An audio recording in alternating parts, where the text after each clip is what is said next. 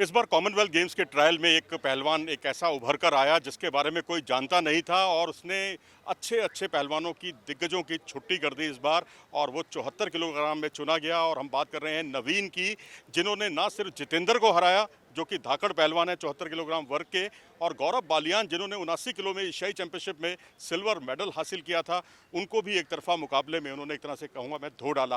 तो बहुत बहुत बधाई आपको नवीन। ये सब कैसे मुमकिन हुआ कि आज एक पहलवान आया, दूसरा आया, तीसरा आया, आप हराते ही चले गए सबको?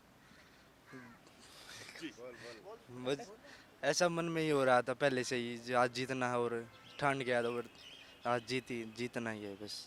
चलो, जीतने की आपकी मंशा थी। नेवी में कार्यरत हैं और नेवी के कोच जो हैं वो भी आज हमारे साथ मौजूद हैं, कुलदीप जी, जो कि नेशनल कोच भी रह चुके हैं ग्रीको रोमन के। क्या कहेंगे आप इस उपलब्धि पर, इनके बारे में, क्योंकि ये तो बड़ा संकोच में बता नहीं पा रहे हैं ज़्यादा। मेरे को बहुत खुशी है क्योंकि मैं कहीं ना कहीं ये अच्छा है। इसको अभी एशिया में भी इसने ब्रॉन्ज मेडल जीता था 70 किलो में, तो अच्छा कंपटीशन था। 20 पहलवान थे, 20 के 20 टॉप इंडिया के जो क्रीम है, जो भी अच्छे इंटरनेशनल एशिया मेडलिस्ट सारे पहलवान थे।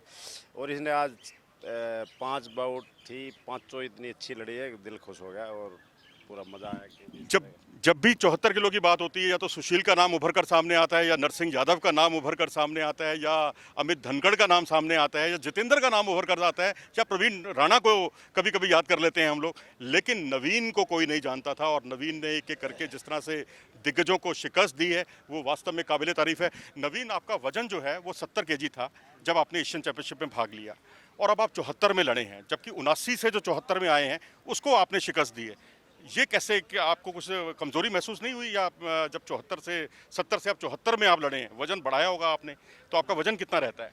मेरा वजन 73-74 रहता बस। 73-74 बिल्कुल मार्जिन पे रहता है। और आपने कैसे, मतलब इतने अपने से भारी वजन जो पहलवान कम में आए, उन्होंने वजन कम किया लेकिन उनको आपने बहुत आसानी से धो डाला। हाँ जी, मैंने सोचा ही था पहले कि अभी जीतना ही है और तो बाद में 4 साल बाद ही दिखे होंगे, 4 साल बाद ही गेम आएंगे। अब की बात ठान ली थी, जीतना ही है सुबह से ही। कभी बर्मिंघम गए हैं आप? नहीं। बर्मिंघम में कॉमनवेल्थ गेम्स है और वहाँ जिस तरह का मुकाबला होगा, कनाडा का पहलवान भी होगा, इंग्लैंड ऑस्ट्रेलिया के पहलवान भी होंगे, हो सकता है नाइजीरिया का भी पहलवान हो, कितनी बड़ी चुनौती मानते हैं आप? अभी तो अपने इंडिया में चुनौती है और बाहर तो कुछ नहीं है, बाहर तो देख लेंगे। कॉमनवेल्थ गेम्स में देख लेंगे। लीजिए जनाब, बहुत कॉन्फिडेंस है आपके शिष्य में।